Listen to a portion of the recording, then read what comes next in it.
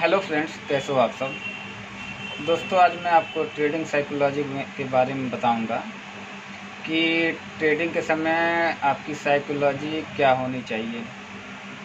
दोस्तों, लगभग 2 साल से मैं ट्रेडिंग कर रहा हूं और मैंने अपने ट्रेडिंग करियर में यही देखा है कि ट्रेडिंग में आपकी साइकोलॉजी अगर स्ट्रांग नहीं है तो आप लॉन्ग टाइम प्रॉफिट नहीं बना सकते हो। दोस्तों, ट्रेडिंग में साइकोलॉजी सबसे महत्वपूर्ण होता है, क्योंकि अगर आपकी साइकोलॉजी स्ट्रांग नहीं है तो आप मार्केट में ज़्यादा टाइम टिक नहीं सकते हो।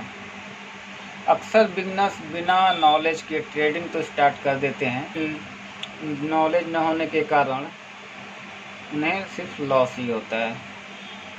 और कभी कभी तो कुछ लोगों को कुछ प्रॉफिट हो जाता है शुरू में, और फिर बाद में सिर्फ लॉस ही होता है।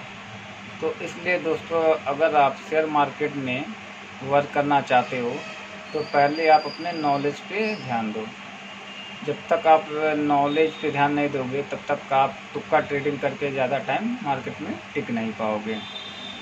और शेयर मार्केट में अगर आपको लॉन्ग टाइम बने रहना है तो ट्रेडिंग में साइकोलॉजी लगभग 80% और 20% सिर्फ स्ट्रेटजी ही वर्क करती है। स्ट्रेटजी तो लगभग सारे वर्क करते हैं, बट साइकोलॉजी जो होती है आपका सबसे मुख्य पार्ट्स होता है।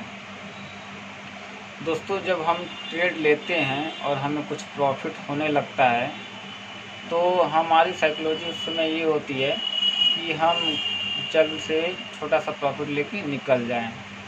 और वहीं उसके विपरीत जब हमें लॉस होता है तो हम वहाँ पे लॉस को लेकर के बैठे रहते हैं, और जिससे लॉस हमारा बढ़ता जाता है और एक टाइम ऐसा आता है कि हमारा कैपिटल भी साफ हो जाता है।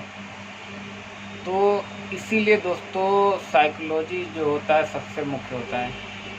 अगर आप अपनी साइकोलॉजी को स्ट्रांग नहीं करते हो तो ज़्यादातर यही होता है कि आपको जब प्रॉफिट होता है तो आप छोटे प्रॉफिट में निकल जाते हो, और जब आपको लॉस होता है तो एक बड़ा लॉस ही लेके आप निकलते हो।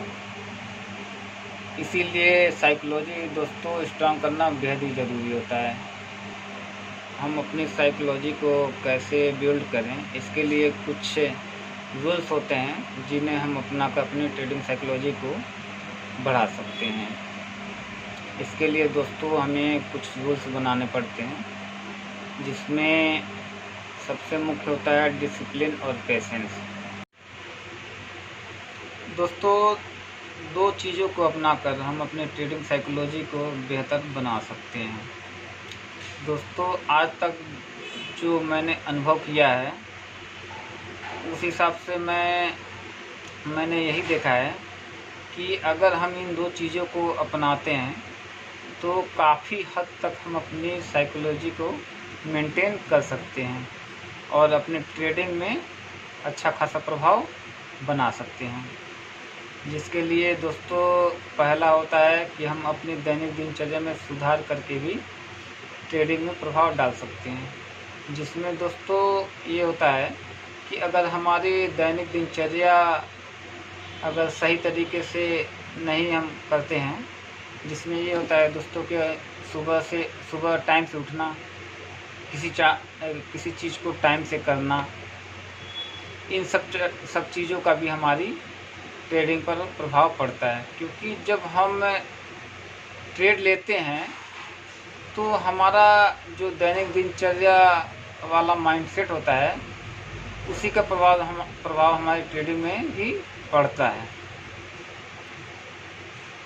क्योंकि जब हमारा कोई सिस्टम नहीं होगा, कोई टाइमिंग नहीं होगा, तो वही चीज़ हम ट्रेडिंग में भी लगते हैं करने कि सेटअप पे सिग्नल ना बनते हुए भी हम ट्रेड लगेंगे करने, बार बार ट्रेडिंग करने लगेंगे, जिसका संबंध हमारी दैनिक दिनचर्या से भी होती है, जिसमें हम सुधार करके अपने ट्रेडिंग को बेहतर बना सकते हैं और अपनी साइकोलॉजी को स्ट्रांग कर सकते हैं। दूसरा नियम यह है दोस्तों कि हम डिसिप्लिन और पेशेंस, इन दो चीज़ों को भी अपना करके अपनी साइकोलॉजी को मेंटेन कर सकते हैं। जिसमें डिसिप्लिन में ये होता है दोस्तों कि कुछ हमें रूल्स बनाने पड़ते हैं, जिसमें ये होता है कि जब हमारे सेटअप पर प्रॉपर सिग्नल मिलता है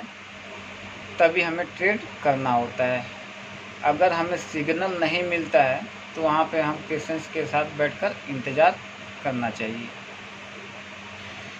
और हमें दोस्तों दिन का लॉस लिमिट डिसाइड करके ही ट्रेड करना चाहिए, जिसमें ये होता है कि हमें अपना एक दिन का लॉस कितना हम ले सकते हैं, ये हमारे अपने कैपेसिटी और कैपिटल के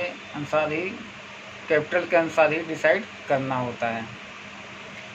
दिन का लॉस लिमिट सेट करना बहुत ही ज़रूरी होता है दोस्तों, क्योंकि अगर हम दिन का लॉस लिमिट डिसाइड करके ट्रेड नहीं करते हैं तो ज़्यादातर यही होता है कि हम अपना कभी कभी तो पूरा कैपिटल भी साफ़ कर लेते हैं, खासकर एक्सपायरी के दिन। दोस्तों मैं अपने अनुभव के हिसाब से बता रहा हूँ, और ज़्यादातर कुछ लोगों को भी यह अनुभव ज़रूर हो रहा होगा और हुआ भी होगा अगर वो लोग ट्रेड किए होंगे, खासकर एक्सपायरी के दिन, कि अगर दिन का लॉस लिमिट अगर हम सेट नहीं करते हैं तो ज़्यादातर यही होता है कि हमें लॉस लिमिट अगर 1000 लेना है तो ज़्यादातर हम 5-5 हज़ार तक 10-10 हज़ार तक लॉस कर लेते हैं, और जितना लॉस होता है तो लॉस पे लॉस हम करते जाते हैं, और एक ऐसा समय भी आता है कि हम अपना पूरा कैपिटल भी साफ कर देते हैं। फिर बाद में ये कि हम बहुत बड़ी गलती कर दिए हैं। तो इसलिए दोस्तों दिन का लॉस लिमिट भी सेट करना बेहद ही ज़रूरी होता है, क्योंकि अगर दिन का लॉस लिमिट हम सेट नहीं करते हैं तो उस दिन हमें बहुत बड़ा लॉस भी हो जाता है। इसलिए दिन का लॉस लिमिट सेट करके ही ट्रेड करें, क्योंकि अगर उस दिन में आप लॉस लिमिट सेट कर देते हैं तो फ़ायदा ये होता है कि उस दिन हमारा लॉस ही होना था, तो कम से कम ये तो होता है कि कम से कम मैंने जितना लॉस डिसाइड किया था उतना ही मेरा लॉस हुआ, और कैपिटल तो मेरा बच जाएगा ना। इसलिए दोस्तों लॉस लिमिट डिसाइड करके ही ट्रेड कर रहे हैं। और तीसरा चीज़ ये है दोस्तों, पेशेंस।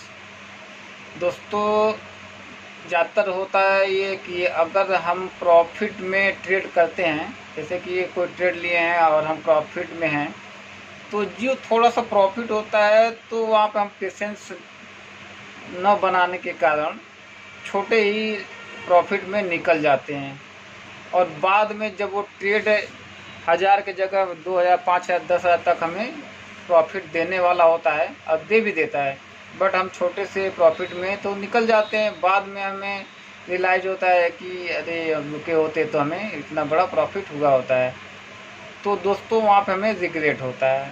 तो दोस्तों विनिंग ट्रेड में ज़्यादातर होल्ड करना चाहिए, और ये ज़्यादातर तभी हो सकता है दोस्तों जब आपके पास एक प्रॉपर अच्छी स्ट्रेटजी हो, अच्छा सेटअप हो, और तभी आप पेशेंस भी बना सकते हैं ज़्यादातर। क्योंकि दोस्तों अगर आपकी स्ट्रेटजी सही नहीं होगी तो आप ज़्यादातर टाइम पेशेंस नहीं रख पाते हैं, या ज़्यादातर तो यही होता है कि आप छोटे से प्रॉफिट में निकल जाते हैं। इसलिए अगर हम पेशेंस के साथ ट्रेड नहीं करेंगे तो ज़्यादातर हमें लॉस ही होगा, क्योंकि जब हमारे सेटअप पे सिग्नल नहीं आता है और हम कैंडल देखने लगते हैं कि कैंडल बड़ी बनती है तो लगता है कि मार्केट नीचे गिरने लगी, हम ट्रेड ले लेना चाहिए। कि ग्रीन कैंडल बनता है तो लगता है अरे मार्केट ऊपर जाने लगा है, ट्रेड कर लें। तो ये ज़्यादातर यही होता है दोस्तों, पेशेंस ना रखना। दोस्तों हमें पेशेंस के साथ ही ट्रेड करना चाहिए।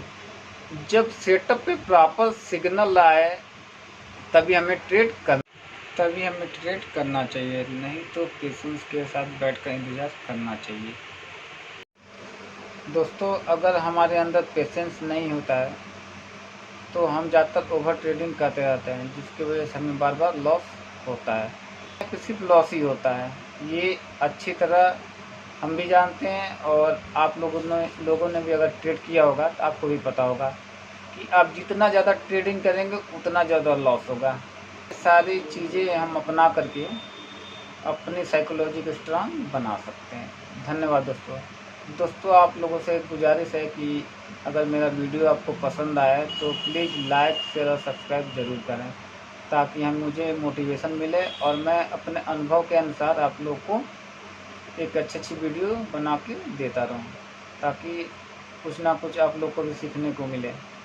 धन्यवाद दोस्तों।